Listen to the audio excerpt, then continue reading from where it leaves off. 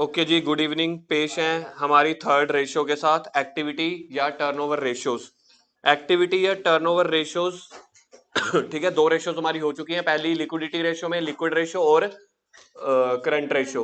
फिर थी solvency ratios जो लॉन्ग टर्म फाइनेंशियल पोजीशन बताती हैं। Debt equity, total assets to debt, debt to capital employed, proprietary ratio, interest coverage ratio. तो total 7 ratios दो category के अंडर कंप्लीट हो चुकी हैं और इसके दो वाइवा भी, सॉर्ट ऑफ वाइवा भी हो चुके हैं क्लास में, लर्निंग वर्क।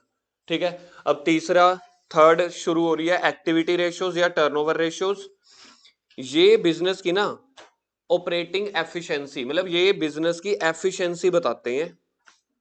एफिशिएंसी बताते हैं कि बिजनेस आपका अच्छे से ऑपरेट हो रहा है कि नहीं, एफिशिएंटली ऑपरेट हो रहा है कि नहीं, सब काम बढ़िया ढंग से हो रहे हैं कि नहीं। तो एक्टिविटी रेशियो ये रिप्रेजेंट करती है। इसके अंदर 6 रेशियोज हैं। कल जब हम ओरल वर्क कर रहे थे तो हमने ये 6 रेशियोज के नाम याद कर लिए थे।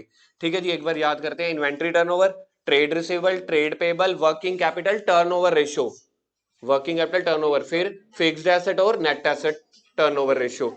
अब यहां पे जो फोर्थ वाली है वर्किंग कैपिटल टर्नओवर रेशियो, कल हमने इसके 3 एस्पेक्ट देखे थे, एक बार के लिए देखते हैं। वर्किंग कैपिटल का फॉर्मूला करंट एसेट्स माइनस, फिर वर्किंग कैपिटल रेशियो थी current assets upon current liability. आज क्या आ रहा है, वर्किंग कैपिटल टर्नओवर रेशियो।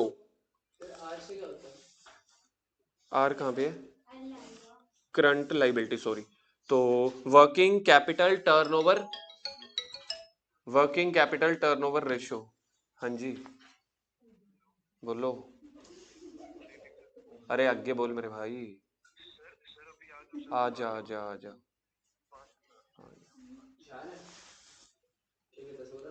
कहता बाहर गया हुआ था।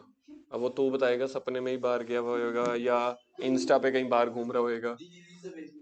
चलो जी, inventory turnover ratio, trade receivable, trade payable, working capital turnover ratio, net assets और फिक्स्ड एसेट्स। मैंने कल भी बताया था, फर्स्ट डे भी बताया था। फिफ्थ और सिक्स्थ रेशियो अभी 2 साल पहले ही सिलेबस में इंक्लूड हुई हैं, तो एक बार तो पेपर में आ चुकी है। ये दो रेशियोज में से ही आने के चांसेस है अगर आई तो। और मैंने इसके ऊपर पहले से ही बता दिया था, सबसे इंपॉर्टेंट रेशियोज 5 जो मेन थी, स्टार पहले दिन मार्क करवा दिया था, जो सबसे इंपॉर्टेंट रेशियोज थी। ठीक है, इस वाली में से मैंने कोई स्टार मार्क नहीं करवाया था, तो हमारे लिए ये स्टार बनती है ये वाली एक्सपेक्टेड, ये 2 रेशियोज। लेकिन आ कुछ भी सकता है, 18 रेशियोज है, 5 नंबर या 4 नंबर का आना है। तो अगर एक रेशियो भी पूछते हैं वो 2 या 3 नंबर की होगी, तो पेपरों के पॉइंट ऑफ व्यू से सोचो, 18 रेशियोज हैं, उसके अंदर ना करते 30 फॉर्मूले हैं, क्योंकि रेशियो के बीच में भी तो कोई आइटम होती है तो उसका फॉर्मूला भी होता है। तो 30 फॉर्मूलाज हैं, 5 नंबर का आना है जिसमें से एक आएगा या 2 आएंगे एमसीक्यूज। तो बाकी 3 नंबर या 4 नंबर में वो एक क्वेश्चन पूछेंगे। ठीक है, 3 नंबर या 4 नंबर में वो एक क्वेश्चन पूछेंगे। 18 रेशियोज में से वही कवर हो जाएगा और कोई एक रेशियो में एमसीक्यू कवर होगा। तो यानी कि पेपर में 18 में से 2 या 3 आनी है, जनरली 2 मान के चलो। तो उन 2 की प्रिडिक्शन करना बड़ा मुश्किल है। उस वजह से मैंने 5 प्रिडिक्शंस तो पहले दे दी थी। Current ratio, debt equity ratio, interest coverage ratio, proprietary ratio, return on investment, ये 5 रेशियोज थी। हाँ, तो ये 5 रेशियोज मैंने बता दी थी, उसके अलावा नेट एसेट्स और ये। अब हम पहली शुरू कर रहे हैं, इन्वेंट्री टर्नओवर रेशियो। ये 5 रेशियोज, जो 6 रेशियोज मैंने बताई हैं, ये तो मैं अपनी जजमेंट के हिसाब से बता रहा हूँ। हो सकता है सीबीएसई वाला एग्जामिनर वो ना सोचे, वो कहेगा हर साल यही 5-6 रेशियोज में से सुन रहे हैं, पूछ रहे हैं, तो इस बार वो स्टॉक टर्नओवर दे दे, ट्रेड रिसीवेबल दे दे। तो हमें तो इक्वल इंपॉर्टेंस लेके चलनी है, जिसका टारगेट 90-95 प्लस है। ठीक है जी, तो पहली है इन्वेंट्री टर्नओवर रेशियो और स्टॉक टर्नओवर रेशियो। इसका फॉर्मूला क्या है, इसका फॉर्मूला है cost of revenue from operation, इसको +1 में बोलते थे COGS, cost of goods sold upon average inventory. Cost of goods sold upon average inventory. Goods sold को, सेल को फाइनेंशियल स्टेटमेंट वाले चैप्टर में कंपनीज वाले सेल्स को रेवेन्यू फ्रॉम ऑपरेशंस बोलते हैं। तो हम इसको ऐसे लिखते होते थे +1 में, कॉस्ट ऑफ गुड्स सोल्ड। अब ये गुड्स सोल्ड को बोलते हैं रेवेन्यू फ्रॉम ऑपरेशन, तो कॉस्ट ऑफ आरएफओ बन गई। मतलब गुड्स सोल्ड को, कॉस्ट ऑफ गुड्स सोल्ड को, ये सेल को कंपनीज वाले रेवेन्यू फ्रॉम ऑपरेशन बोलते हैं। तो बात तो एक ही है, आप सीओजीएस बोल लो चाहे कोरफो बोल लो।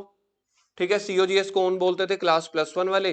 कोरफो कौन बोलते हैं, क्लास +2 वाले। या आप इसको ऐसे कह सकते हो, सीओजीएस कौन बोलता था, प्रोप्राइटर या फिर पार्टनरशिप फर्म वाले। ठीक है जी, कोरफो कौन बोलते हैं, कंपनीज वाले। बस ये फर्क है। तो ये पता चल गया कॉस्ट ऑफ गुड्स सोल्ड। अब इसका मीनिंग समझते हैं। कॉस्ट ऑफ गुड्स सोल्ड का मतलब क्या होता है, जो मैंने माल बेचा उसकी कॉस्ट क्या पड़ रही है मुझे। अब मैं आपके सामने एक एग्जांपल रख रहा हूं, पहले एक बार फॉर्मूला याद रख कर लेते हैं क्या है। Cost of goods sold upon average inventory. Average inventory का मतलब होता है opening inventory plus closing inventory divided by 2।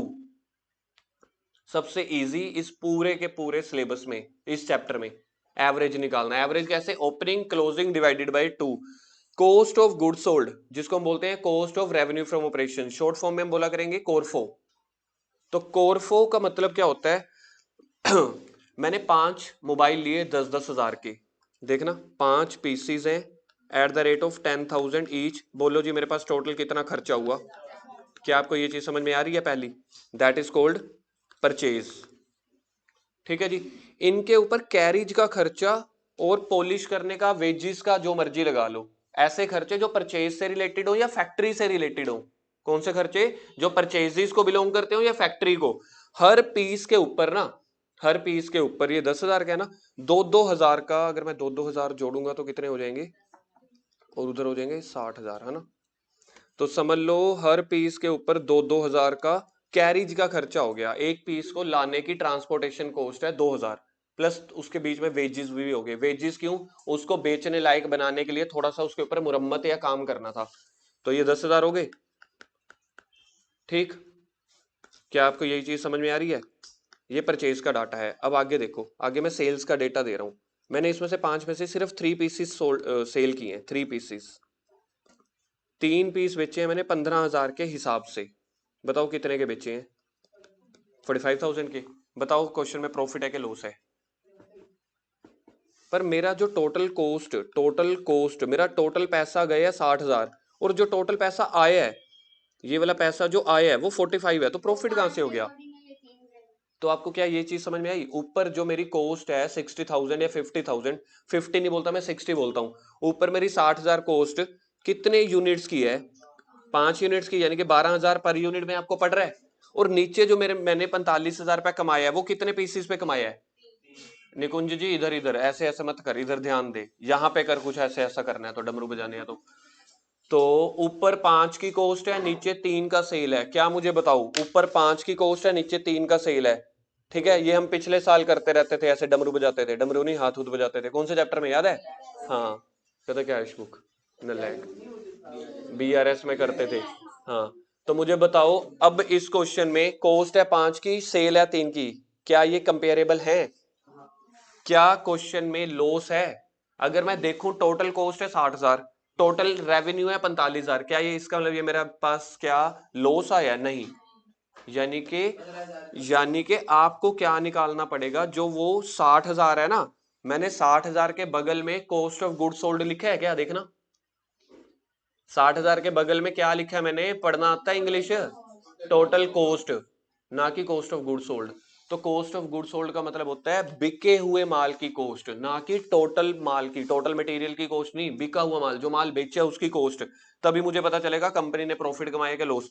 अब ये सेल प्राइस आ गया 45,000, कंपनी वाले इसको सेल नहीं बोलते, क्या बोलते हैं, आरएफओ, रेवेन्यू फ्रॉम ऑपरेशन।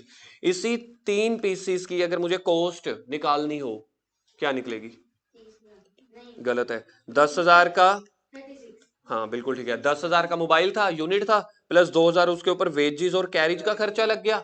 तो क्या, अगर मैं इसको 3 पीसीस को बोलता हूं, ठीक है जी, 10,000 इंटू 3 कितना हो गया, और 2,000 का एक और खर्चा था, इंटू 3 कितना हो गया। अब मेरे को अगर दुकानदारी के पॉइंट ऑफ व्यू से सोचना है, क्या मुझे मोबाइल 10,000 का पड़ रहा है कि 12 का। क्या आपको ये बात समझ में आती है, 10 का परचेज प्राइस है, लेकिन माल फैक्ट्री तक लाने के लिए, गुड्स गोडाउन तक लाने के लिए कैरिज ट्रांसपोर्टेशन का खर्चा भी हुआ है। तो वो क्या मैं अपने खर्चों में जोड़ता हूं कि नहीं जोड़ता, बिल्कुल जोड़ता हूं। अब अगर मेरे को मोबाइल लेके आना है 10,000 का, 2,000 रुपया ट्रांसपोर्टेशन पड़ गई, मैं 11 का बेच दूं, मैं तो कहूंगा भाई 10 का खरीदा था 11 का बेच दिया, प्रॉफिट या लॉस, लॉस। क्यों, क्योंकि मैंने अभी, मुझे यार यहाँ पे पूरी कॉस्ट देखनी है कि मुझे ऑन कॉस्ट क्या पड़ रही है। तो ये पड़ रही है ऑन कॉस्ट 36,000। पैसे कितने आए थे, 36,000 को ही हम बोलते हैं COGS, cost of goods sold. Goods sold आपके 5 यूनिट आपने बेचे हैं कि 3 यूनिट बेचे हैं? तो आपको 3 यूनिट जो बेचे हैं ना उसकी कॉस्ट निकालनी है, ताकि 3 यूनिट के ऊपर आप प्रॉफिट कैलकुलेट कर सको। ठीक है, COGS का मीनिंग समझ में आ गया? तो बताओ प्रॉफिट कितना हुआ? 9,000। That is called gross profit. इसको बोलते हैं ग्रोस प्रॉफिट। ग्रोस प्रॉफिट वो होता है जहां पे अभी तक आपने सारे खर्चे माइनस नहीं किए, सिर्फ परचेजेस तक के खर्चे या सामान को बनाने तक के खर्चे माइनस किए हैं। Cost of goods sold. Goods sold मतलब माल बेचा, बेचे हुए माल की कॉस्ट कितनी पड़ रही है? 36,000। माल कितने का बिका है? माल कितने का बिका है? 45,000 को RFO बोलेंगे, sales. Cost of goods sold कितने की पड़ रही है? 36,000। परचेज प्राइस कितना था? 30,000। 10,000 का एक था, 3 इंटू करके 30,000 का परचेज। ठीक है, 6,000 का डायरेक्ट एक्सपेंसेस। आप उसको कैरिज बोल लो, फ्रेट बोल लो, वेजेस बोल लो, फ्यूल गैस वाटर कुछ मर्जी बोल लो। फैक्ट्री तक या परचेजेस तक, सामान जब बनने लायक हुआ, बेचने लायक, तब तक के जितने खर्चे होते हैं that is called direct cost. तो ये जो 2,000 पे थी, वेजेस, कैरिज, ये सारी चीजें होती है डायरेक्ट कॉस्ट।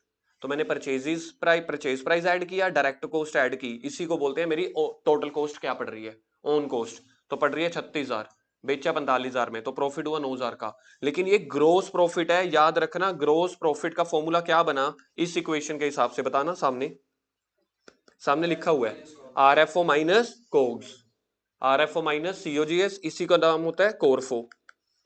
पेपर में दोनों शब्द आ सकते हैं, क्वेश्चंस में दोनों शब्द आ सकते हैं।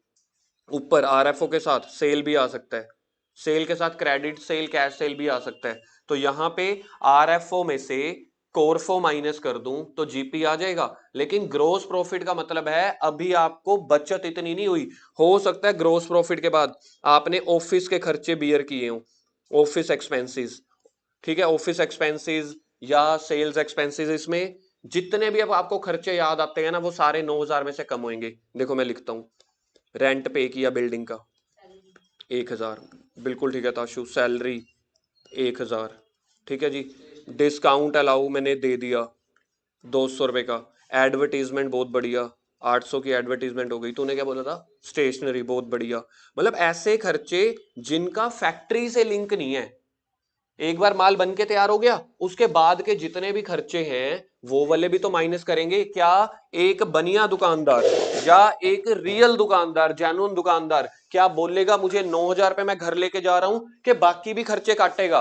अगर वो 9,000 बोलने की हिम्मत रखता था फिर तो भाई साहब उसको 15,000 बोलना चाहिए था।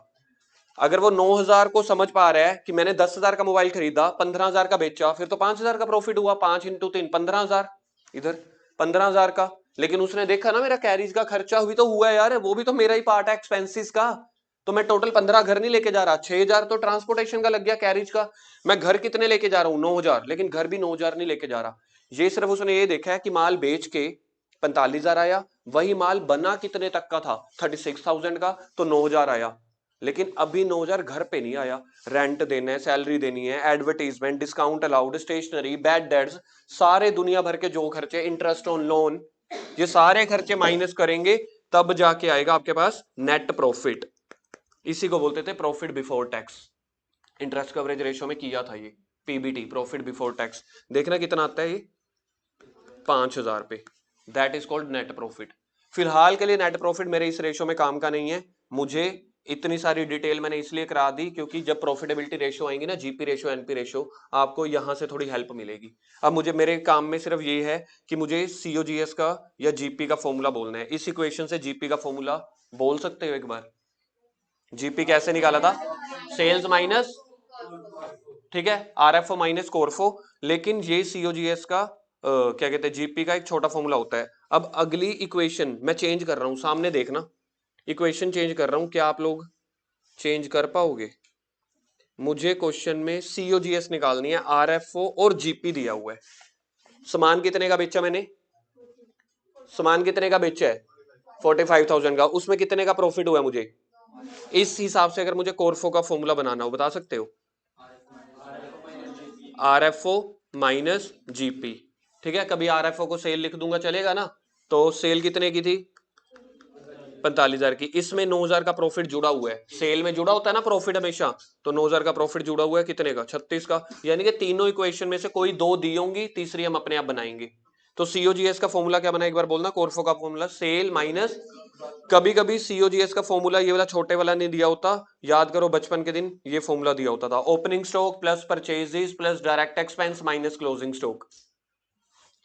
अभी जो हमने अपने क्वेश्चन में नहीं लिया था ओपनिंग स्टॉक, हमारे पास ओपनिंग स्टॉक था 50,000, 10,000 के मोबाइल लिए थे, ठीक है। Opening stock plus purchases, purchase हमने ओपनिंग स्टॉक अभी पता नहीं कितने था, 0, परचेज हमने किया था 50,000 प्लस डायरेक्ट एक्सपेंस हमने किए थे 10,000, माइनस कर दो क्लोजिंग स्टॉक, ओपनिंग स्टॉक, हाँ ये ट्रेडिंग अकाउंट ही बन गया। तो ये जो सीओजीएस है ये ट्रेडिंग अकाउंट का पार्ट है। तो अगर सीओजीएस का कोरफो का बड़ा फॉर्मूला लगाना हो तो ये फॉर्मूला है, opening stock plus purchases plus direct expense minus closing stock, वो कोरफो निकल के आ जाएगा। आपके बुक में दिया हुआ है, इसके साइड पे लिख दो, दैट इज सीओजीएस।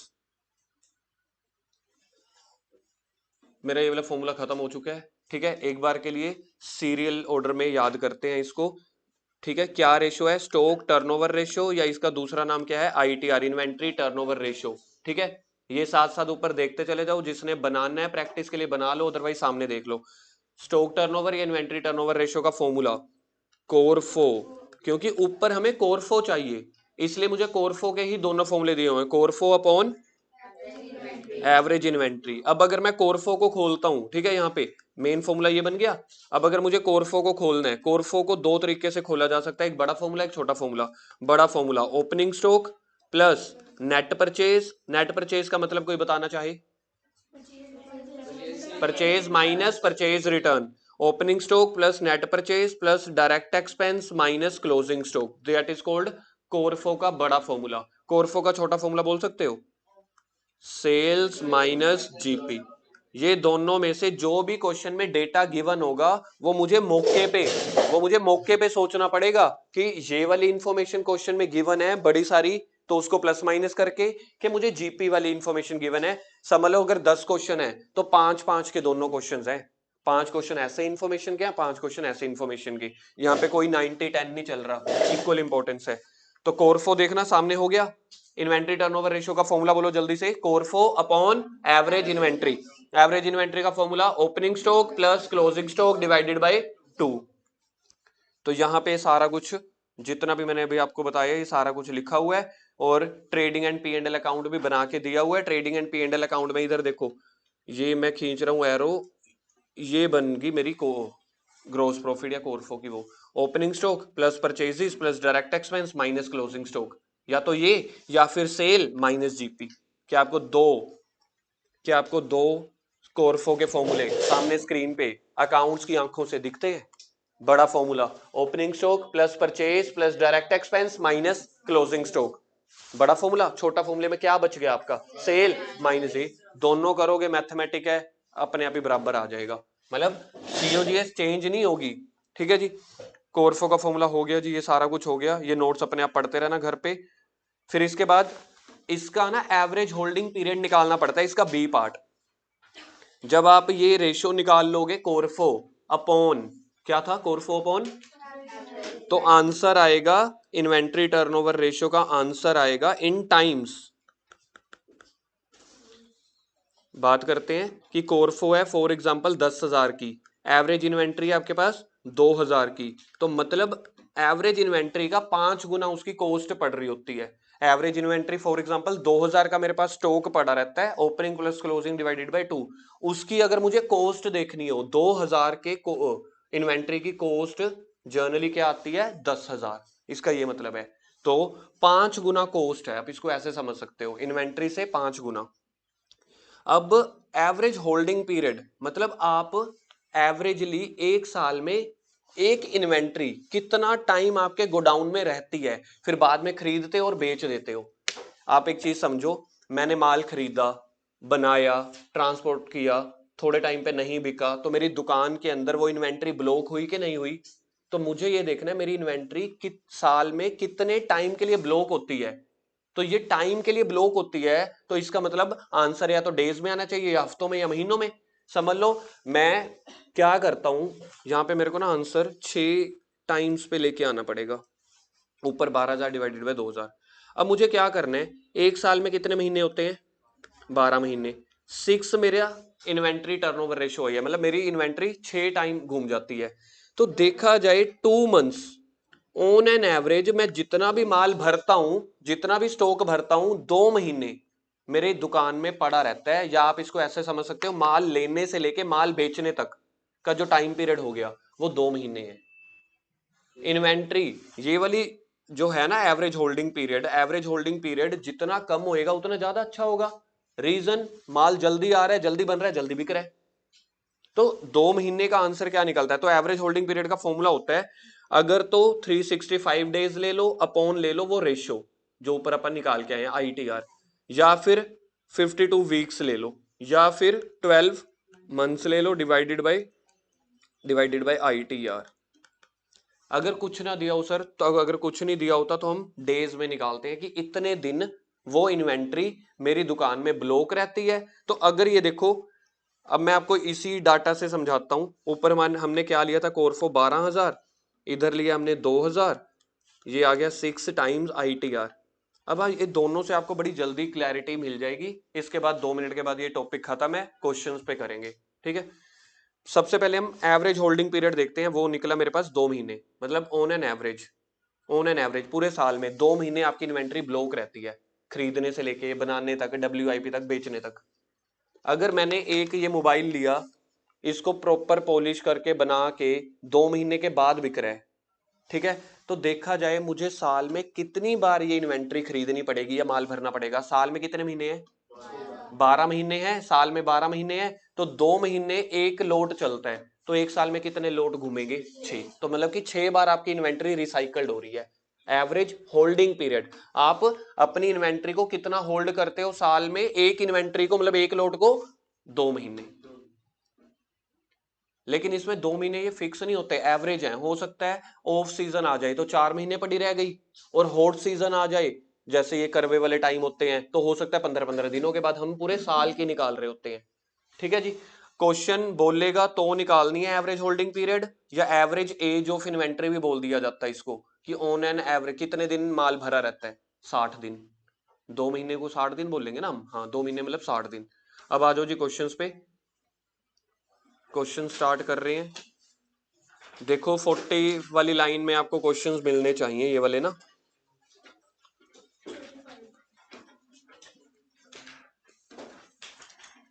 चलो भाई,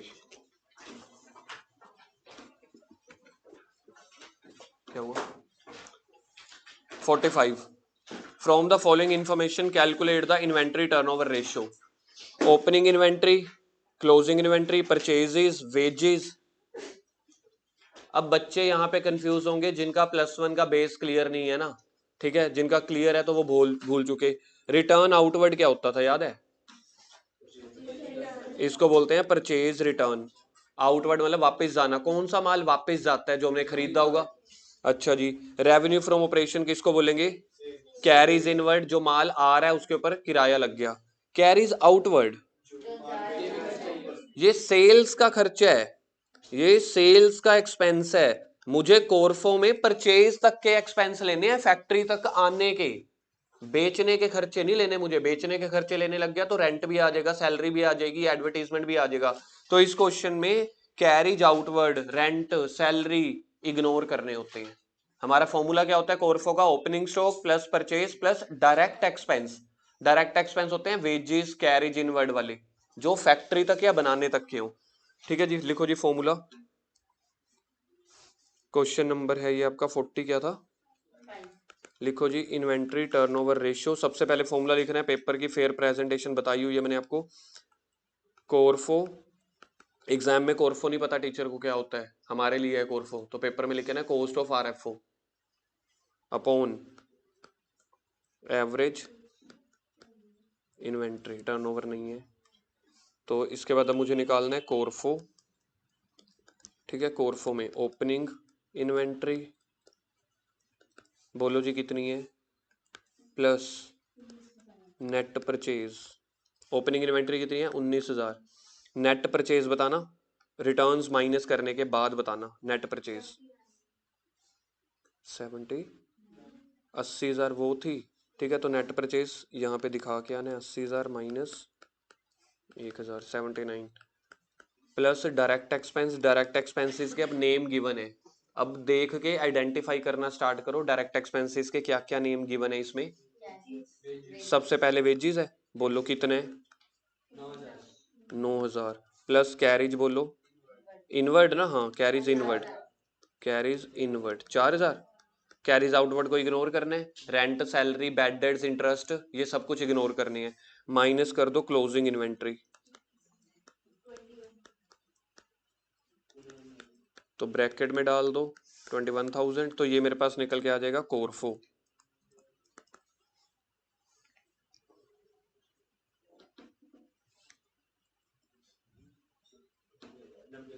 नब्बे या 91, 90,000 आ रही है जी CORFO, cost of revenue from operation. Paper में ये सब कुछ दिखा के आना है टीचर को। कोरफो आ गया, नीचे डिनोमिनेटर में क्या चाहिए था, लिखो जी average inventory opening plus closing divided by 2। बोलना ओपनिंग कितनी थी 19,000 प्लस क्लोजिंग कितनी थी 21,000 डिवाइडेड बाय 2, तो आंसर आ जाएगा 20,000।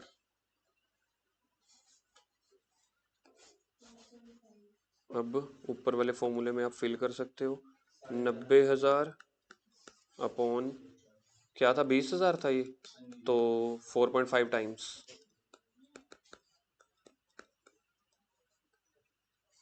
मतलब 4.5 बार आपकी इन्वेंट्री घूमती है पूरे साल में, ठीक है। अब इसका एवरेज होल्डिंग पीरियड निकालते हैं।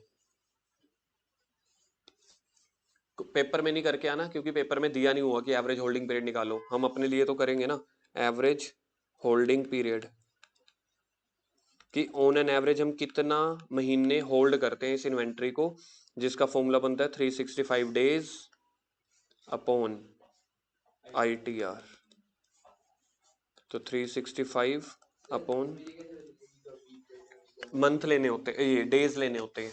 हाँ अगर क्वेश्चन में आ जाए वीक्स लो या मंथ लो तब लेने होते हैं, लेकिन अगर आपको लग रहा है कि जैसे 4.5 की जगह 4 है जिस पे डिवाइड हो रहा है तो आप ले सकते हो, अलाउड है पेपर में। तो अभी मैं डेज के हिसाब से ले रहा हूँ 365 अपॉन 4.5, ये आ रहे हैं 81.11 डेज। अब मुझे एक बात बताओ, अगर 81 डेज तो क्रॉस हो गए, मतलब 81 दिन तो मेरी दुकान में रह रहे हैं, तो 82nd डे पे भी तो रह रहे हैं ना, चाहे पॉइंट कुछ भी आए। तो इसका आंसर आप लिख के आओगे और डाल के 82 डेज अप्रोक्स। यहाँ पे अब समझने वाली बात है, जो बच्चे तो याद कर लेते हैं, सर आपने कहा था 0.11 है तो इसका राउंड फिगर तो पीछे जाएगा ना 81 पे। यार आप एक चीज को समझो, जब मैं 81st डे पे मेरे रात को 12 बजे क्रॉस हो गए तो मैं अगले दिन में फॉल कर गया ना, तो मेरी इन्वेंट्री 82वें दिन भी तो दुकान में पड़ी है ना। 82 रात को 1 बजे 2 बजे 3 बजे बिक गई या यूज हो गई या शोरूम में चली गई, वट एवर द रीजन है ना। तो यहाँ पे एक दिन पहले वाला लॉजिक नहीं आपने निकालना कि सर हम तो पूरे अकाउंट्स में यही समझते थे ना 81.5 तक जो होता है वो पिछला दिन, वो राउंड फिगर ले लो उसके बाद नेक्स्ट। यहाँ पे नहीं, यहाँ डेज है, आप अगले दिन फॉल कर चुके हो तो यहाँ पे हमेशा नेक्स्ट डेज पे ही जाएगा। ओके जी, अगला क्वेश्चन होमवर्क है, रिपीट है बिल्कुल सेम, हाँ यही वाला। आगे 45 हो गया, टिक करते चले जाना, 45 हो गया, 46 होमवर्क, 47 47A 47 20 रिपीट है, होमवर्क है। कॉस्ट ऑफ RFO, ये तो बड़े अच्छे बच्चे हैं यार, निकाल के दिया हुआ है कोरफो। अब चाहिए एवरेज इन्वेंट्री, कहां से आया एवरेज इन्वेंट्री भाई ने पता क्या किया, देखो देखो मेरे क्यूट बच्चे भोले भाले, 70,000 को 2 से डिवाइड कर दिया। क्यों सर, वैसे मजा आ रहा था। नलायक, अच्छी जगह कहीं ट्यूशन पढ़ लेते तो आज ये हाल ना होते। और क्या, गलती सुधारना चाहता है, मौका दे सकते हैं हम। नहीं नहीं नहीं, फायर बैच नहीं, 26 तारीख का सेशन अगला अरे गलती सुधर सकती है। 47 का ए, 47 का ए क्या निकालना है, ITR। पहले फॉर्मूला आएगा जी, ITR का फॉर्मूला कोरफो अपॉन एवरेज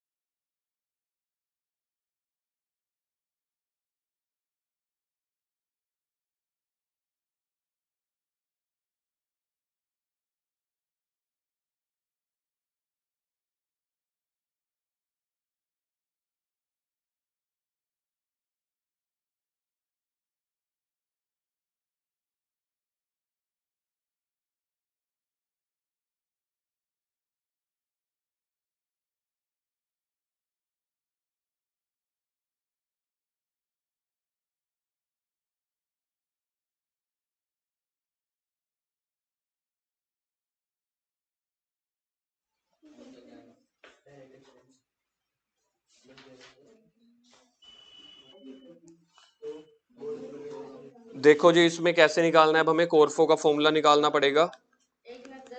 कोरफो का formula opening stock plus purchase plus direct expense minus closing stock.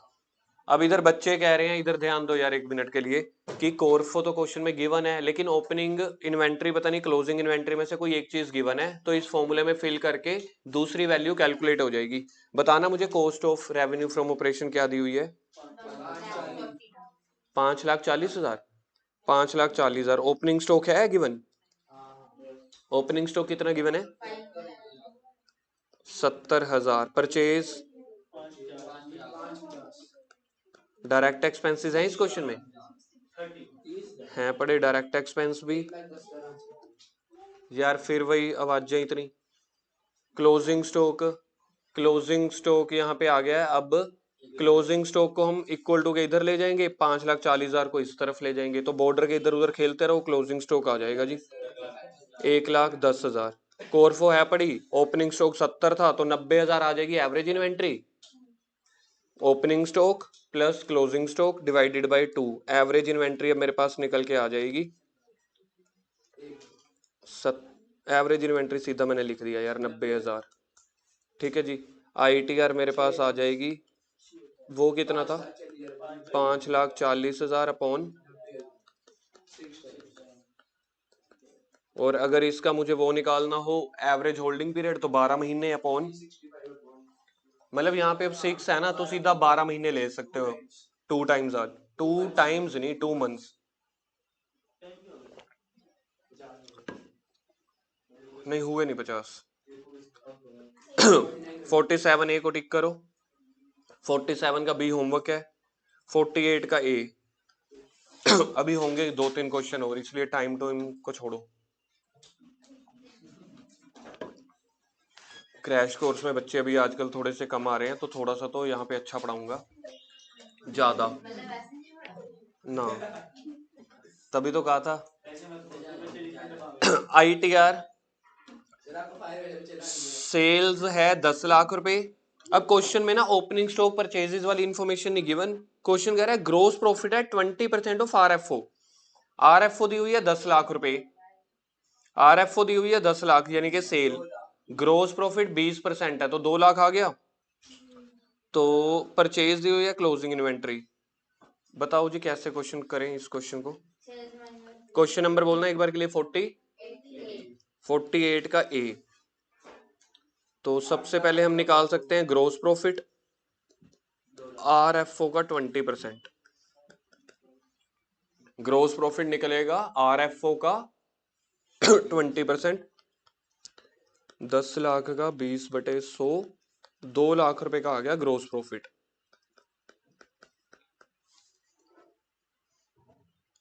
दिमाग लगाओगे कोरफो कैसे निकाल सकते हैं हम? बिल्कुल ठीक है, कोरफो अब हम निकाल लेंगे। ठीक है, कोरफो निकाल लेंगे, RFO माइनस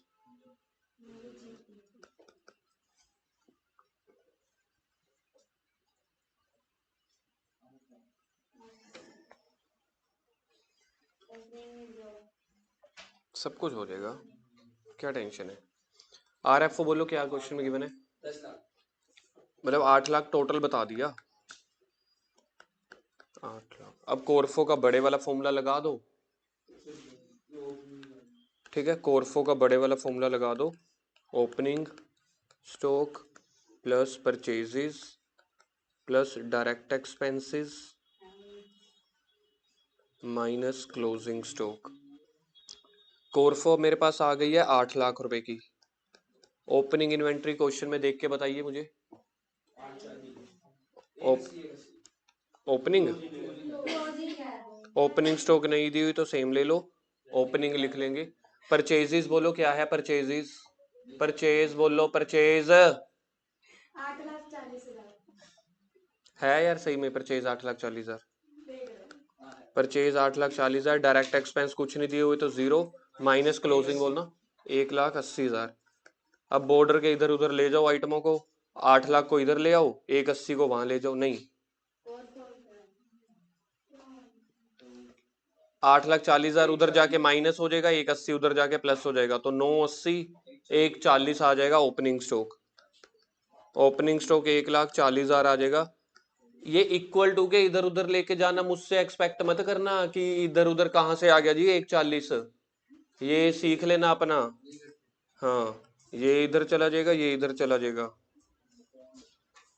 तो ओपनिंग स्टॉक आ गया 140, क्लोजिंग स्टॉक 180 गिवन था, एवरेज इन्वेंट्री 1,60,000 आ जाएगी average inventory. Opening stock plus closing stock upon 2, 1,40 plus 1,80 divided by 2,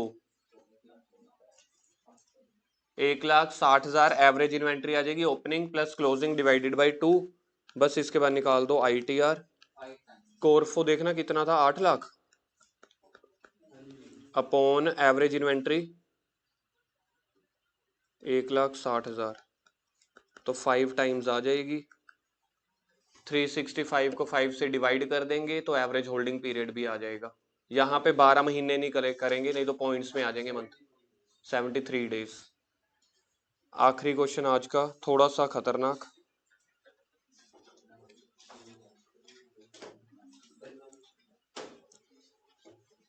यहाँ पे अब देखो किसी किसी स्टूडेंट के कॉन्सेप्ट, ये पिछले साल ना हम फाइनेंशियल स्टेटमेंट विदाउट एडजस्टमेंट में करते थे, कोरफो वाले फॉर्मूले लेट वाले लेके। देखते हैं जी ये क्वेश्चन 49 का, ये आज का लास्ट 49 का, ये आज का अगर स्टॉक टर्नओवर रेशियो में क्वेश्चन आता है तो वो ये वाला बन के आएगा, देखना प्री बोर्ड्स में। प्री बोर्ड्स क्या मतलब, बोर्ड में भी, बोर्ड में भी। हाँ, ओपनिंग प्लस क्लोजिंग स्टॉक दिया हुआ है, RFO दिया हुआ है। अभी जो मैं पिछला क्वेश्चन करके आया हूं ना, पिछले क्वेश्चन में ध्यान से देखना क्या था, 20% ऑन RFO था पिछले क्वेश्चन में। RFO सेल्स दी हुई थी 10 लाख। अब यहां से ध्यान से पहले अगर आप लोगों को ये वाले टॉपिक की अगर आपने प्रॉब्लम ना देखी ना, और बहुत बड़ी प्रॉब्लम नहीं है, अगर आपको इसका कॉन्सेप्ट समझ ही ना आया, फिर सॉल्यूशंस आपके पल्ले नहीं पड़ने वाला। पिछले क्वेश्चन में दिया हुआ था सेल 10 लाख, पिछले क्वेश्चन में सेल दी हुई थी 10 लाख और जीपी ऑन सेल दिया हुआ था, तो मैंने 10 लाख का 20% निकाला, आप लोगों ने मिनट में बता दिया था 2 लाख इस क्वेश्चन में। अब इसको तो मैं कट कर रहा हूं, ये पिछले क्वेश्चन वाला डेटा था। अब इस क्वेश्चन में सेल दी हुई है 6 लाख, लेकिन प्रॉफिट 20% ऑन सेल्स नहीं दिया हुआ, ऑन कॉस्ट दिया हुआ है, और कॉस्ट क्वेश्चन में गिवन नहीं है। अगर भगवान थोड़ी सी कृपा करता और यहाँ पे कोरफो दे देता, तो मैं कोरफो के ऊपर 25% लगा देता, 25% आ जाता जी जीपी, फिर सेल में से जीपी माइनस कर देता, कोरफो आ जाता। यहाँ पे अब मुझे चाहिए मैथमेटिक्स की हेल्प, जिसके ऊपर परसेंटेज है। क्लास +1 में मैं उम्मीद ही नहीं करता कि तुम्हें याद होएगा, लेकिन वहां पे मैंने सिखाया था कि जिसके ऊपर परसेंटेज गिवन है उसको 100 एज्यूम करना है। 100 कहां से आया, परसेंटेज से आया, या आप ऐसे समझ लो, सबसे, किसका फोन है, सबसे सिंपल टर्म जो होती है ना वो 100 होती है, सबसे सिंपल टर्म जो होती है वो 100 होती है। तो इसलिए अब हम क्या करेंगे, छोड़ दो अब सारी चीजें, सामने देख लो एक बार के लिए। 25% ऑन कोरफो है, इधर देखो लेट कोरफो या COGS बोल लो, लेट कोस्ट कितनी आ गई 100। सर 100 कहां से आया, या तो परसेंटेज से, या इसको बोलते हैं नॉमिनल वैल्यू। नॉमिनल वैल्यू सबसे इजी यही होती है, कोरफो। अब मुझे बताओ कोरफो में, कोरफो का मतलब क्या है, मेरी कॉस्ट, मुझे कितने का माल पड़ रहा है।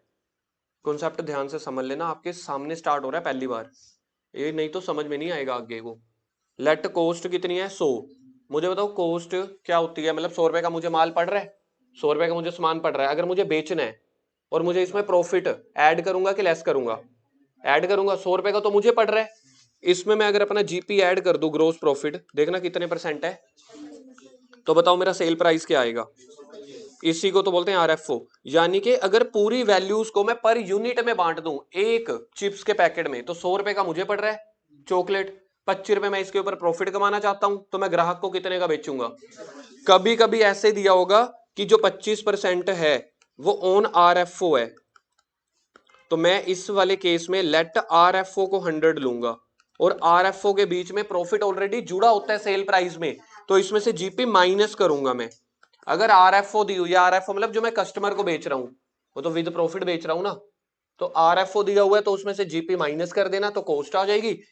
तो इसको अब हम छोड़ देते हैं, ये अगले वाला क्वेश्चन है, ये कल बारी आएगी इसकी। इस क्वेश्चन में देख लेते हैं 25% अपनी बुक में देखो किसका दिया हुआ है,